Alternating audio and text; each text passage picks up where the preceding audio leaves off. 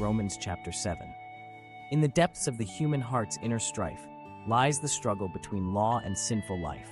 For the law has power, but it cannot save from the chains of sin that lead us to the grave. The Apostle Paul, with introspective view, shares his battle, his soul laid bare to you. He speaks of the conflict that rages within, the good he desires but finds he cannot win. The law reveals the righteousness of God, but in our fallen state, we're deeply flawed. The things we hate, we oftentimes embrace. A war wages on, no peace can we chase. For sin that dwells within our mortal frame leads us astray, playing its deceptive game.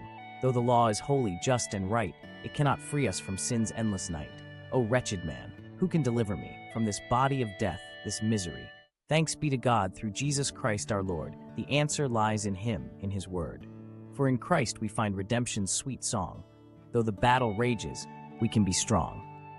No longer slaves to sin's unyielding might, we walk in the Spirit, in God's holy light. So let us thank the Lord, who sets us free from the law of sin and death's decree. With our minds we serve the law of God. Through Jesus Christ, we're forever awed. In this struggle, we find hope and grace as we fix our eyes on Christ's loving face. For in Him, we conquer sin's dark domain, and in His victory, eternal life we gain.